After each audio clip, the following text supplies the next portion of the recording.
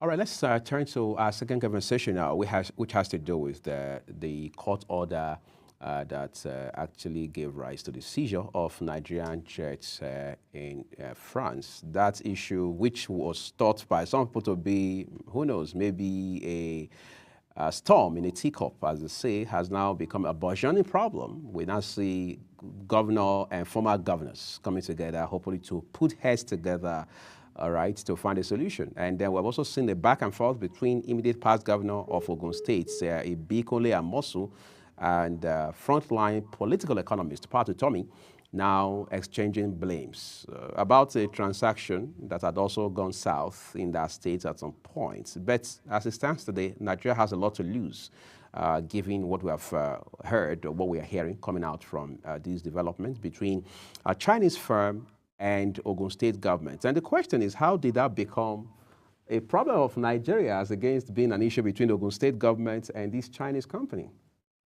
Well, you see, I see the governors talking back and forth and other economists getting involved. It's really not where it is. That's not the problem. The Chinese company came to Ogun State in 2013. They invested in the free trade zone. They made, infrastructure as well as other, investments in that area. By 2016, the relationship has gone sour. So Ogun State. By now, Ibikola Amosun was the governor. I think so. By 2016. Yes. So now the Ogun State said, okay, we are not happy with the outcome of this, so we want to end the relationship. How the relationship ended was the problem. The agreement was between Ogun and the Chinese firm. It's a joint venture agreement. It should have ended with within the agreement what has been. So there also has to have been an exit clause in the agreement. But I was understanding that there was even some abuses in terms of the personnel. Some were arrested, some were locked up, and the state did not care to really follow the agreement. That's what I was told, and that's what I have read. But even if that is the case, the Chinese firm went to arbitration. Within the agreement, there is arbitration clause. Arbitration says we have agreed, you and I have agreed, that we will allow someone to sit down and decide who has been injured and what is the compensation. That happened, and in 2021, the arbitration panel sided with the Chinese firm, and they gave them compensation for $56 million. They gave them interest for about $10 million, and they gave them cost of about £3 million. This was in 2021. Between 2021 and 2023, Nigeria challenged this arbitration award. So we went to court. Before then, there was no court case because this is arbitration. Was it Nigeria or Ogun State government again? Nigeria, because now the international law says that if an entity is under the control or under the supervision of a nation, then that nation becomes liable. So Nigeria became liable automatically. So now that we have a judgment against us or arbitration against Nigeria, we went to court. The courts along the way, there are three. They went to UK, they went to US, they went to Canada, then they ended up in France. All the courts sided with the claimant, that is the Chinese firm. And there was also other things that we did that was wrong. We failed to respond on time. We didn't meet deadlines for appeals. This is as almost we're repeating the same thing we did with P and AID paid. That 11 billion that was fined. So do you think this is going the P and ID way again? It becomes a propensity by Nigerian legal system not to follow up quickly. Why do we do that? There is a case that is going to injure us. We should be there at the door waiting for the judge to sit so that we can present our case. We don't do that. There are many days that we didn't even show up. And we have to go back and apply for extension and extension. So this ended in 2023 when finally the UK court said there is nothing they can do to remove this award. Nigeria has to pay. So this happened in October 2023 or thereabouts. Now, between then and now, we have now made the decision either to pay or to go and challenge it again or whatever until these people went to France. And France granted their request. Since we have property in France, they said, okay, you can attach it. And this is what happened. So if you look at the story, I don't know what the government is doing. I mean, the governor of Ogun is doing now because they are the ones who created the problem in 2016. It's too late for them to do anything because they are not the ones being sent to arbitration. It's the Nigerian government now that is facing. Former governor of the states, now is Senator Benga Daniel, says he has documents he can bring forward in support of this case. Is that medicine after death? No, yes. It's too late. And look at the panel for the arbitration. The chairman of the arbitration is UK. One of the arbitration panelists is also from the UK, and one is from Nigeria. The one from the UK is appointed by the Chinese firm. The one from Nigeria is appointed by the Nigerian government. So we were at the table. So there is no fraud in terms of the government. The government is saying there is fraud. We were at the table. We are part of the arbitration. Who committed the fraud? The issue is there is a legal issue, and the arbitration did not go our way. So as Nigeria, if we know we have lost the case, let's pay these people and get it over with. If we know they have lost the case, let's go somewhere else and ask for, redress. But we cannot be playing this game of, newspapers and, press releases. That's not going to help us. But we already know that there has been this bad blood between immediate past governor of the states, Senator Ibikola Amosun, and the incumbent governor, Dapo Abiodun, even though they are supposed to be members of the same party. Do you see that rubbing off on the outcome of this issue right now? This is, I think so. But let me venture a guess, I'm guessing, I don't know for sure, but all governors, when one leaves and another one comes in, we have a tendency to start over. So we do not continue with the programs or the agreements of the previous governors. And that creates this type of problem for us. It could be, because I don't know the details of Ogun State and their side. I've not been able to find out what was their reasons for the termination of the agreement. But we need to be, as a government, no matter what level, we need to have this continuity. And we need to honor our agreements. And we need to also, we don't go to China and look for joint venture agreements, but they come here. Right. So there is no fraud when a Chinese man comes here and we sign something and say, okay, we want you to do this. If he fails to do it, let's take him to court. Let's do the processes that we agreed on. But you can't go arresting people and putting them in jail and chasing them out of Nigeria and then expect them not to do anything. I know you are not a lawyer, but some people say there's pressure now on the Attorney General of the Federation, who doubles as Minister of Justice, to do something quickly about this. But it appears to be a one-way traffic for us. That's to say that it seems the only option we have is to pay and move on. Because the Attorney General sitting in the office today was not there when the award was made in 2021. So what is he going to do to change it? He can't. You know, and that's the idea of being, you know, successive in terms of this is the problem that we have left. Let's deal with it and fix it. Right. But if maybe there is a propensity to say it's not our problem, and it is our problem. Let's fix it. This Chinese company, whatever they did that is wrong, let's hold them to account. But they can also hold us to account if we did something wrong. It's interesting. I don't know what lessons we can be learning from this as a country and as a government. We have seen governors across the state since 1999 signing all sort of MOUs, memoranda of understanding, you know, with Chinese firms, Lebanese firms, firms from Europe, Far East Asia, and so on and so forth.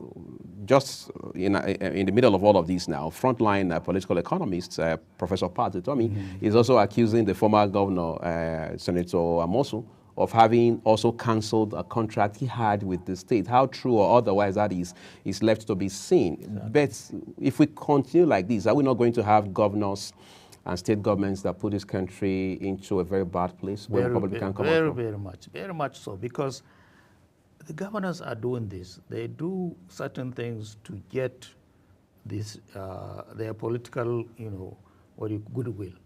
I brought this, I have done this, we have provided a free trade zone, we have done this with the Chinese, we have brought this company from Lebanon. This is programs that they think is going to help develop their state. But let's do it in such a way that we have all the necessary agreements is backed by the federal government. And let's make sure that we have a template in Nigeria that any governor that is going to do something that involves foreign entities must pass through this template in order for them to do it. So that Nigeria is not... Maybe with the involvement of the federal government? Yes, yes. The federal government should be part and parcel. Any entity that is coming from outside Nigeria, we should not allow just the state just to do what they want. And then we end up holding the bag because the state has failed to do what they agreed to do. Because this is the example. Right. You know. So I think for us, the governors, they mean well, but they're not implementing well. So let the federal government come in and help them implement this agreement so that it doesn't become an embarrassment. This is an embarrassment for Nigeria. A presidential jet is going to be held by a foreign entity. It's not even a government. Just a company is going to hold a presidential jet. Not even on the Chinese soil? Not even on Chinese somewhere in Europe? Yes, somewhere in Europe. So, and we stopped going and signing all these international, you know, members of, you know, arbitration international. We've signed a lot for what? We don't need them. President Bola Tinubu has a trip to France now. Some people are saying, well, it can't be for any other reason than to sort of find a way to mediate in this matter. For whatever it's worth, let's assume that's the reason for this trip. Do you think that makes any difference? Because when we had the same issue with a leading telecoms company, South African company, we remember former President Jacob Zuma flew into Nigeria to also intervene. That was an issue of tax at that time in excess of ₦1 trillion. Will President Tinubu's touching ground in on the French soil make any difference in this regard? Yes, it would, because what is being damaged now is the image of Nigeria. Okay. And the president is the image of Nigeria, so he should fix it. So it's good to go and see what is the, underlying issue, and what do we do in France to make sure that, this doesn't happen in France or in any other country. Because by not doing anything, this case still persists. And these people are not going to relent until they get paid. So I think the president is in good stead to go and just, even if there's something else he wants to do, but at least he should also have a conversation about this. What happened? We are coming in at the end of it. What do we do to, make it go away? And I think it's necessary. All presidents have to worry about the image of a nation. That's his primary job. So I think it's good for him to go on. Okay, so let's see how this pans out with this Chinese firm and Nigeria authorities. I've been speaking with engineer Habu Dauda Mesero, ICT consultant. He's also National Organizing Secretary for Asiwaju Ahmed Tinubu Support Group. Thank you for coming to share these insights with us this morning. I appreciate it. Great. We'll take a quick break now, everyone. When we return, we'll have our second conversation that borders on the incessant kidnapping in this country and what can be done by way of reviewing the methods that we've been using in the past years. We'll bring you that conversation after this break. Do stay with us.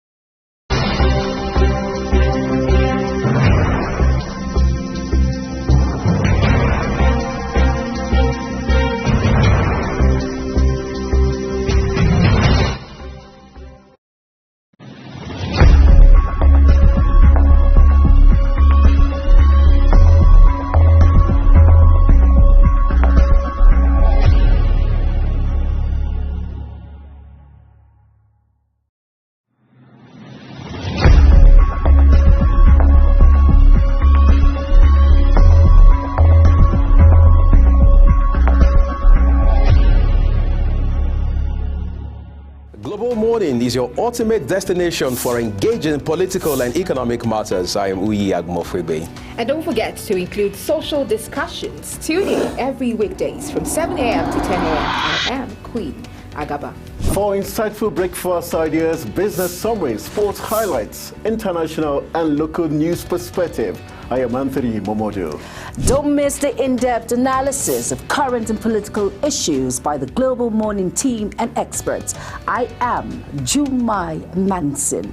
Catch Global Morning here on Global Television. Getting on the action. I am Edikan Michael. We are the Global Morning team.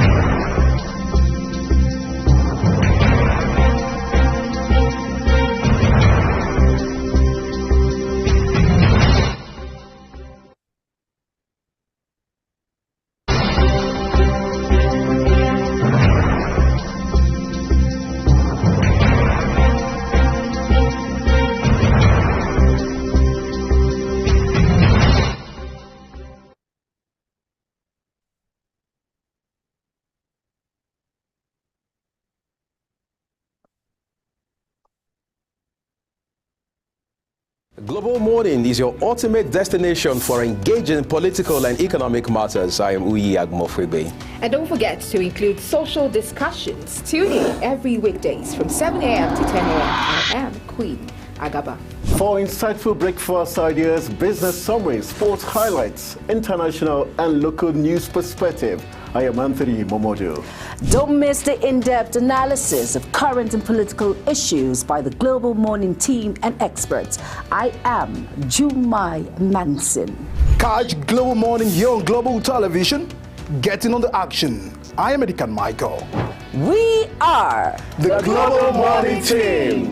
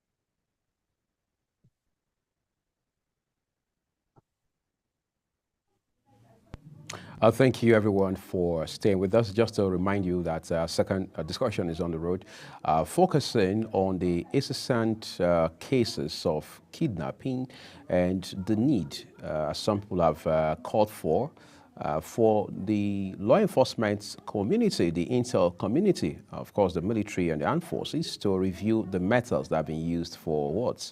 Well over a decade now. Of course, just this last week alone, we've seen several cases. In one of the instances, some deadline has now been given to state governments and indeed the federal government to release a medical doctor who had been kidnapped for several weeks. These are very disturbing cases, it goes without saying. But we'd like to also remind all our viewers that you can call the number on your screen now as we get the conversation on.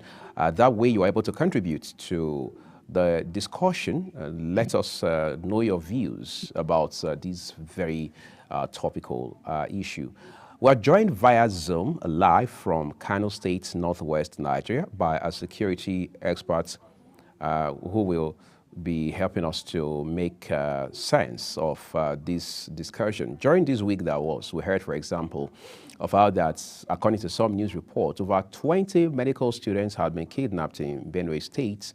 And now we hear that millions, tens of millions, I should say, are now being demanded by way of ransom.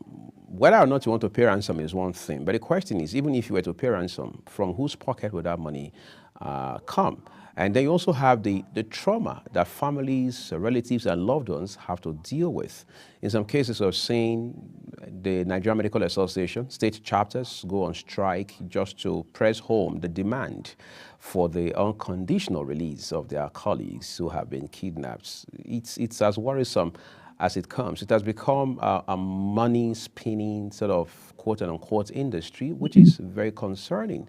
We've heard about conspiracies here and there, but whether or not that's the case, it doesn't change the fact that there is urgent need, maybe more urgent than ever, for us to find a way to run circles around this monster called kidnapping. We've seen cases where victims couldn't even make it alive. Some of them died in the hands of their abductors. In one case now, somewhere up north in Nigeria, 500 million naira, which is half a billion, a lot of money in this country today, is being demanded by abductors to release a community leader.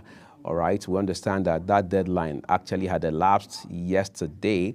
So the question is, what happens in such a case? A video had gone viral about the victim, all right, begging for help, pleading that both government and those who care enough about him should come to his rescue. We hear that in some cases, loved ones, families have no other choice than to resort to prayers because they can't raise the monies being demanded by these criminal elements. But the question is, are we making enough efforts, and what exactly are those efforts? When we return from this short break, my guest will find answers for us to these questions.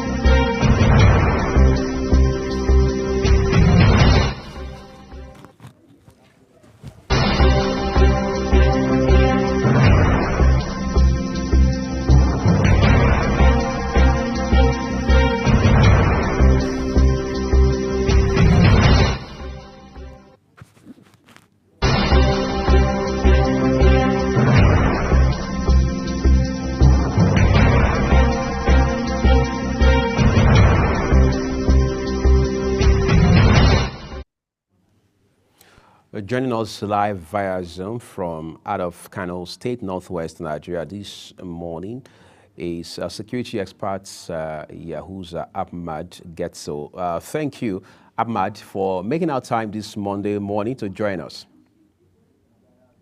Good morning, viewers. Good morning, my brother. Thank you for having me. Great.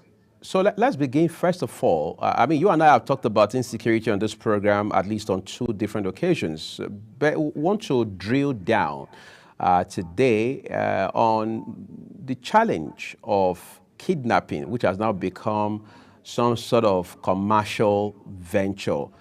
How bad is the situation? Help us paint that picture. Well, initially everybody was talking about a kind of farmer harder crisis as a root cause for the takeoff of the issues of kidnapping, banditry, and is being specified to northwestern part of the country, most especially the states of Zamfara, Katsina, and to some extent Sokoto and Niger.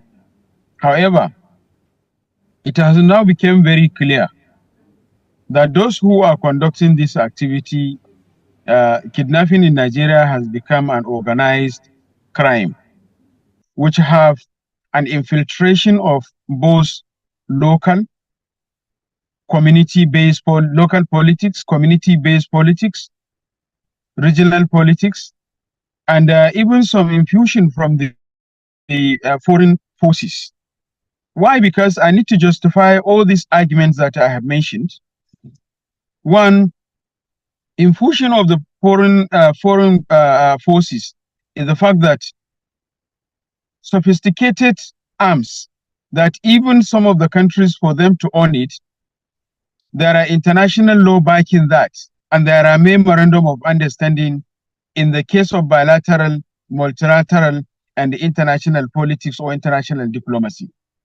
However, we are seeing these arms being portrayed or being kind of presented by these criminals in all parts of the country. So how are they getting access to those arms?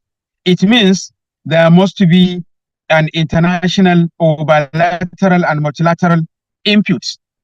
There must be a foreign forces that are supporting and providing these arms using whichever method, either direct method or indirect method, or using the unscrupulous elements among our personnel providing those arms, which I cannot really justify my allegation, but this is a question. why I said it is a community-based politics or state-based politics. If we look at the situation of what is happening now in Zamfara and some other part of the northwestern states, especially those local governments, 14 local governments in Katsina, in Zamfara. Zamfara state has only 14 local governments. And I can tell you that 98% of Zamfara is under siege and under control of the bandits. And the number of personnel that we have available at the stop and search, and also at the various communities where they are kept, both the military and the joint task force, are not really adequate. Because in a situation where you have 10, 20, and these criminals will come out in mass, you know, they are scaring. Sometimes the military, the security can see them conducting their activity and nobody can chase them because you don't have the capacity to face them. Why I said it is becoming a regional politics? Why is it happening mostly in the northern part of the country? And I have said time without number. And that still remains my position. 99.9% of those who are conducting this criminality in states of Niger, in state of Zamfara, in state of Kaduna, in state of Katsina, in state of Sokoto, and to some extent, even part of the infiltration that we're having in Kano State.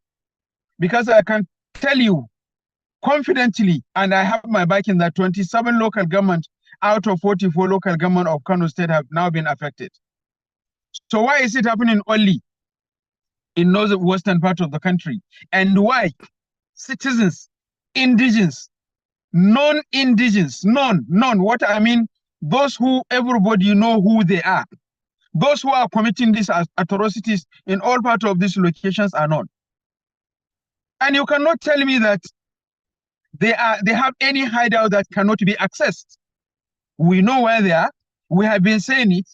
Even in recent time, if the security heads are hearing me, they know I have been providing this intelligence and providing necessary intelligence about the information of whereabouts of these guys. Looking at the Benue issue and that of Kogi, or many other parts of the north central part of the country, and that of the northeastern part of the country, and as well, south, where even a commissioner recently and his wife was abducted. We can say that for the north central, yes, of course, there are confusion of two things. One, rivalry, tribalism, rivalry, and religious insinuations. So those who are conducting most of the kidnappings, I think if we have been able to trace many stolen phones and many criminals using their phone numbers, then we can be able to trace who are really committing the atrocities in all other parts of the country. Those who committed kidnappings in the states, in the south and southeast and southwest. I need to apologies. I need to just quickly bump in for perspective. In your narrative, it will appear that you are alleging conspiracy of some kind. Is that correct? Absolutely. Absolutely. There is local conspiracy. There is political conspiracy. There is bilateral conspiracy. And there is multilateral conspiracy. And Nigeria must go into understanding and conducting a study or root cause analysis to really understand what really is the basis through the root cause, understanding of the root cause of why. Because like I said initially, we said it's a Fulani herders that are fighting farmers, or it is a conflict between herders and farmers that led to the kidnapping and banditry activities that has been happening in the northwestern part of the country, especially that of Katsina and Zamfara. Yes, of course, to some extent there are those justifications. But now it is beyond that. Are you telling me that those who are conducting kidnapping in the south, they are also Fulani? Are you telling me those who are conducting kidnapping in the southeast, are they also Fulani? Are you telling me that those who conducted the kidnapping, successfully kidnapped the medical student in Benue State, are they also Fulani? Can you give me the justification? I have given everybody a justification, and I stand my position that those who are committing the atrocities in all the state of North Central, that is Niger, that is Kaduna, Katsina, Sokoto, Kebbi, and Zamfara and Kano, they are indigenous. I know most of them, and I can justify that they are citizens. And I have been saying it.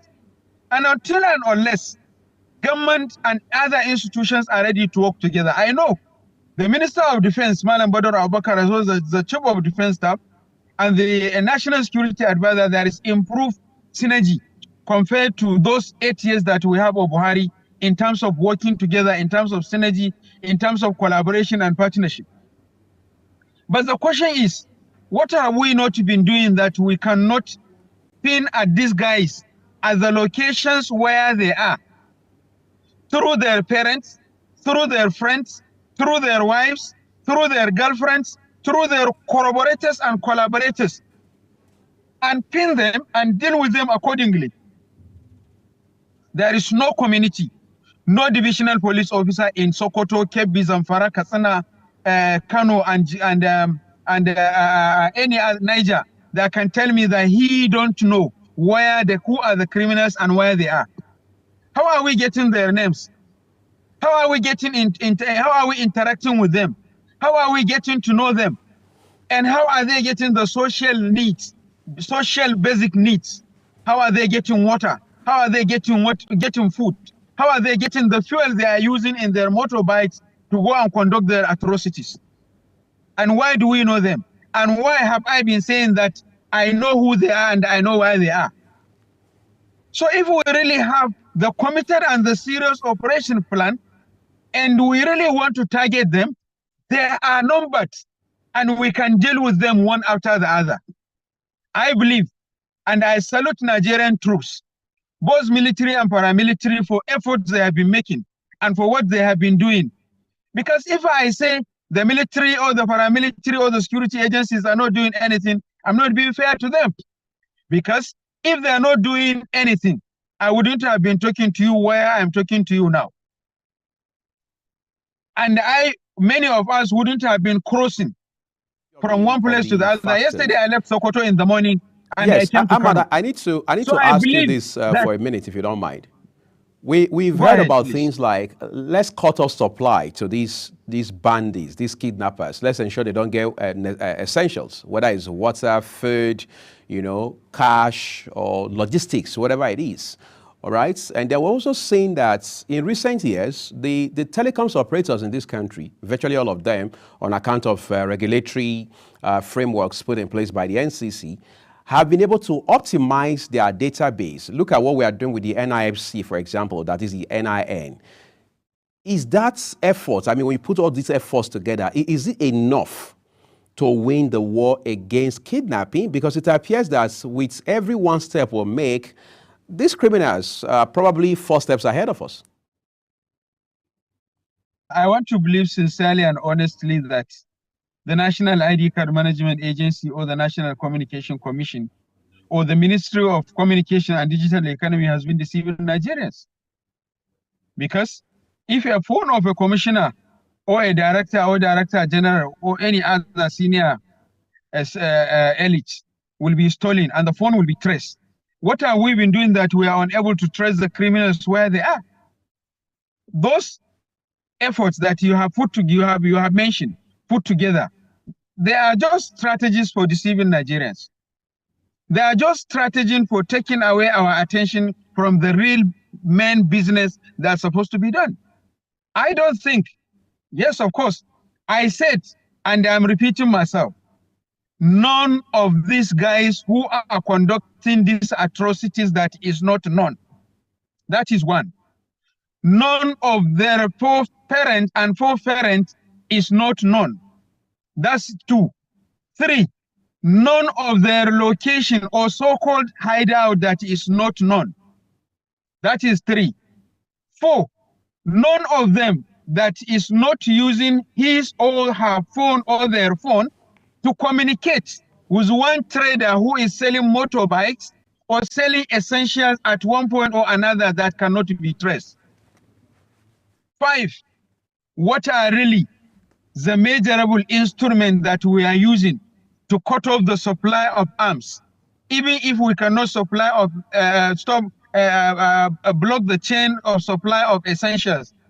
How have they been procuring the sophisticated arms? There are questions. These are justifications that there are conspiracies everywhere. And the governor of Zamfara, governor of Katsina, and governor of Sokoto have made it very clear that there are traditional leaders involved, there are political leaders involved, there are philanthropists involvement, there are civil society organizations involvement. Why can't we hold those governors accountable? Why can't we ask them to identify, to justify, to provide information, profile A, B, C, D, and deal with them accordingly? Why can't we ask Dr. Yahuza Gezo, among many have said, that this guy's locations is known? Have you ever asked Dr. Yahuza Gezo to give you, to justify his argument that they are known, to justify his argument that their locations is known, to justify his argument that they are citizens and indigenous of those states, local government and political wards and polling unit geographical locations where they are conducting their operations? What have you been doing with information being provided by intelligence experts and community-based criminality guerrilla researchers like Dr. Yahuza Gezo, who normally goes to the community, who normally goes to the places, to the locations where these criminalities are taking place? Why can't you act the kind of Yahuza Gezo and others to give you a justification? And if he or she, if he and others and his allies are telling lies, why can't you present them before the public and say they are liars, and so that the public can lose their trust and confidence on them? So I believe so much that we know these guys, something is wrong somewhere. And until and unless we are ready, when I say we, it's a combination and a collective work. I mean the security, I mean the public, I mean the masses, I mean everybody. Because military cannot operate, security cannot operate if they don't have information. And it is when the public are ready to provide those informations, that is when the security can do what they can do. If you say that military or security are not doing anything, this conversation, I will ask you 3 questions. Yeah, Amada, I need to ask you this last question as we end the conversation now. In 2 minutes, do you think, or do you even believe that kidnapping will become a thing of the past if Nigeria were able to de-incentivize the idea of ransom? In other words, if we're able to stop the payment of ransom altogether, do you think that would totally discourage kidnapping in Nigeria? I'm never in support of paying any ransom. And I believe that if the public, the families, and everybody who has been paying ransom will stop paying the ransom, that will really help. Because the more you pay ransom, the more you are empowering them to have access to essential commodities, and also to have access to arms, ammunition, and re-empower themselves and be able to be chasing our security personnel, those who may not have the sophisticated arms and ammunition compared to what is available in the hands of the criminals. For the fact that, yes, of course, I believe so much that the kidnapping and banditry can be a subject, a history, a storytelling. But that can only be achieved when we have a serious government, when we have enabling environment, and when we conduct massive recruitment, and when judiciary start to work efficiently, and at a time when you provide the real fight against corruption. Because these 5 items are contributing seriously to kind of expansion or making it a lucrative business, a lucrative environment where everybody wants to go and participate and make money. 1, absolute inefficiency in judiciary, inadequate personnel, incapability of the governments, both present and the previous government, to fight corruption. 3, inability of the correctional service centers to deal and decongest and manage the situation accordingly. And 5, inability of the public to understand that the security managers or the security personnel cannot be able to manage the situation decisively without collaboration and partnership between both the security agencies and the personnel. And if you say the security agencies are not doing anything, then I will pray, or I will ask you, support you to pray.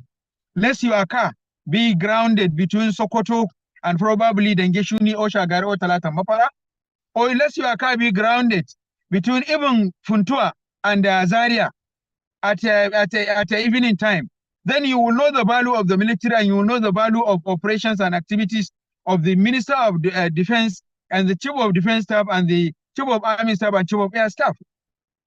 And until and unless we have committed and serious government, I believe, and I am re-encouraging Nigerians, I am re-encouraging the government of Nigeria that we have the capability to manage the kidnapping for ransom and all the security challenges and make it a storytelling and make it a history, and it will be a story that once upon time there was banditry and kidnapping in Nigeria.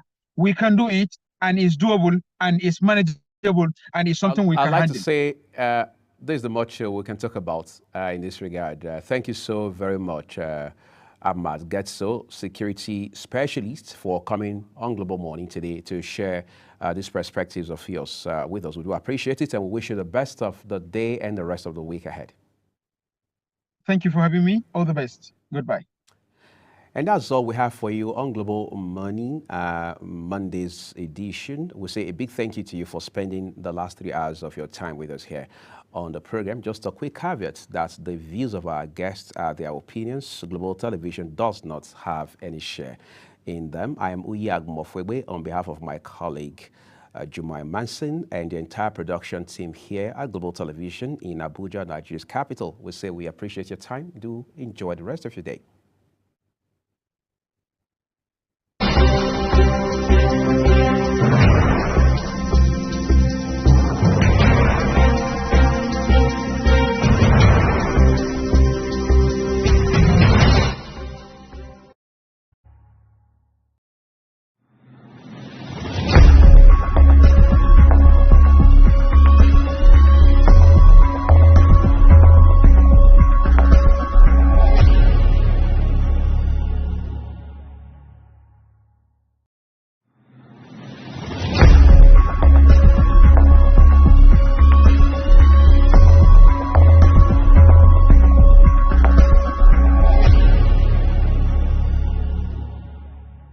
Global Morning is your ultimate destination for engaging political and economic matters. I am Uyi Agmofwebe. And don't forget to include social discussions. Tune in every weekdays from 7 a.m. to 10 a.m. I am Queen Agaba. For insightful breakfast ideas, business summaries, sports highlights, international and local news perspective, I am Anthony Momodu. Don't miss the in-depth analysis of current and political issues by the Global Morning team and experts. I am Jumai Manson. Catch Global Morning here on Global Television. Getting on the action. I am Edikan Michael. We are the Global Morning team.